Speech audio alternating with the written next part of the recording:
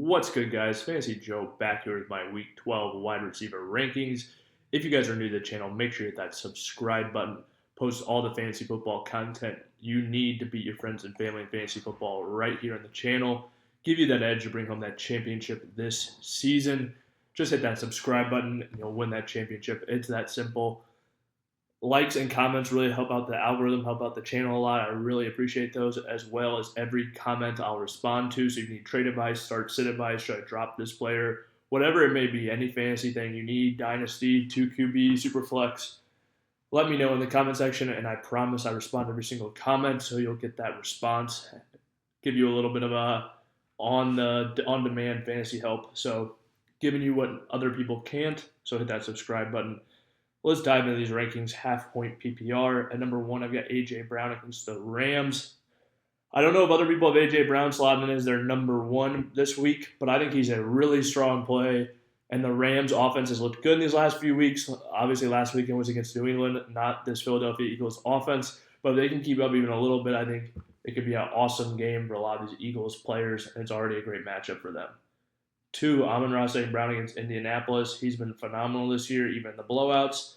3, Justin Jefferson against Chicago. They've got Jalen Johnson. He's a great player, but Justin Jefferson is the best receiver in football, arguably, so you're definitely playing him regardless. He's still a great play.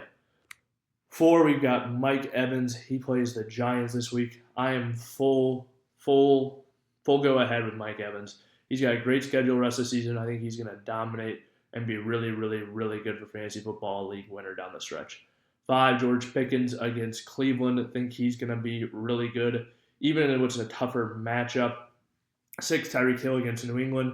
Good game for him last week. This is a solid matchup for him. We'll see if he can continue to have those nice weeks like he did last week. He struggled a little bit this year. 7, CeeDee Lamb against Washington. Lamb has been pretty solid this last week. Obviously, the week before wasn't what you hoped for with Cooper Rush, but last week we saw him have close to 100 yards. He's getting targeted a ton. You're playing him. DK Metcalf against Arizona. He came back, got 9 targets, caught 7 of them for 70 yards. I think this is a solid matchup, although I do think Arizona's defense is a little bit better than people think. They've got some guys getting healthy. They're also coming off a bye, but I still think you can play DK with his target volume, and hopefully this will be a high-scoring game. 9, Terry McLaurin against Dallas. Tough matchup for him last week against the Eagles. Got basically completely shut out. He caught 1 or 2 balls the entire night, but I think you can still fire him up. He scored double digits every week from week 3 before that matchup. Receivers have bad games, and the Eagles have been tough on everybody's number 1, so I'm playing him against Dallas even as a top 10 play. 10, Nico Collins against Tennessee. Nico is tempted to put up higher, but I don't think they'll have to do a ton on offense in this one.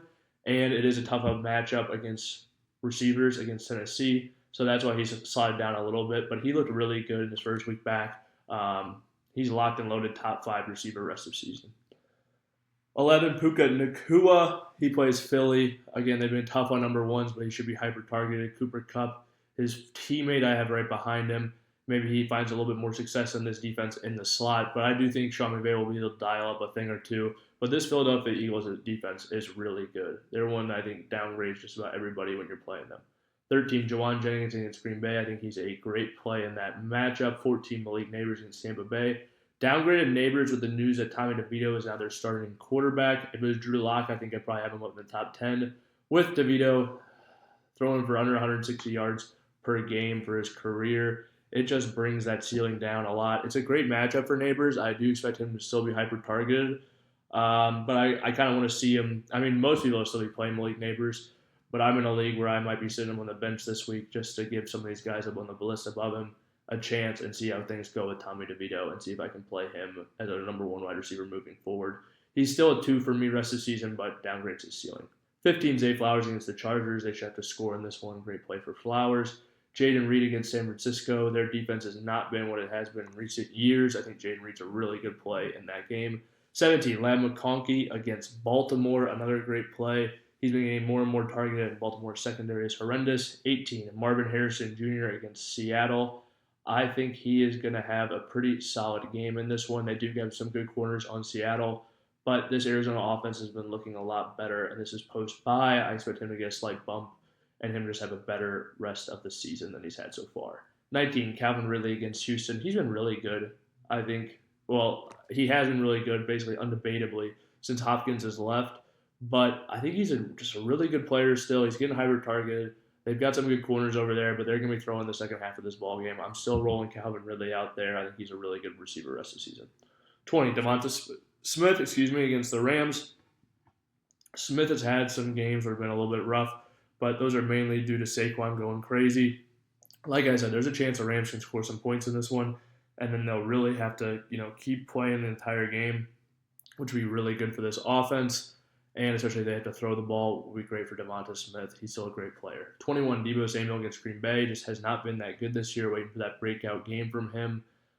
He had a game earlier in the season where he scored over 20 points, but has been struggling. I've just downgraded him behind Jennings recently just because the target volume for Jennings, he's looked good and he's catching, it feels like 8 to 10 passes a game right now. It's just hard to sit that guy down. And I want to see Deebo go out there and perform. 22, Jackson Smith in a Jigba against Arizona. Outproduced DK in his first game back. That trend can continue, and he could be even better than this. That'll definitely be something to monitor, but Jackson Smith and the Jigba continues to be a strong play. 23, Courtland Sutton against Vegas. I know on paper it's not a great matchup for wide receivers, but I think that has a lot to do with what happens in the second half of games, and Courtland Sutton could be a reason that they're up a lot in the second half. 24, Quentin Johnston against Baltimore. Again, great matchup, and he's been good these last several weeks with Justin Herbert, and they've been throwing the ball a lot more. I think him and Ladd McConkey are really solid plays the rest of the season. 25, DJ Moore against Minnesota. I do think Minnesota's defense will kind of get after the Bears here a little bit, but there's a receiver that I'm going to bet on it. It would be more in this offense. 26, Jamison Williams against Indy. He's just one of those guys that had big play hits. He's going to have a monster week, and he is on this Detroit Lions offense with how creative they are, how good they are. There's a really good chance he hits, I feel like, at least half the week. So he's a guy that you can roll out there and start every week. 27, Cedric Tillman against Pittsburgh. It's a tougher matchup, but I'm still rolling Tillman out there. DeAndre Hopkins against Carolina. He should be able to do whatever he wants against that defense. 29, Christian Watson against San Francisco. This one's kind of a dart throw. You could argue Josh Downs with a lot of these guys down at the bottom of the list as well. If you're looking for stability, I would play Josh Downs. If you're looking for upside, play Christian Watson. Just depends what you're looking for. And then Jerry Jeudy against Pittsburgh as well. We saw him go off for a monster game this last week. That could be in the cards for him again. It's a tough matchup, but the volume and the throws downfield that you get from Jameis, definite upgrade for him and Tillman moving forward. We've known that for a while, though. If you guys have made it to this point in the video, please hit that like button, hit that subscribe button. If you have any questions or comments, drop them in the comment section down below. I'll respond as always. And if your trade deadlines are still open, Mike Evans is the guy I'm targeting as far as wide receivers go. I think he could have a monster second half to the season. And just be really, really good for fantasy football. He's going to have a fantastic schedule rest of the season. But yeah, a guy that could carry you into the playoffs and win you your league as well. That does it for me, though. I'll see you guys next time. Thank you for watching.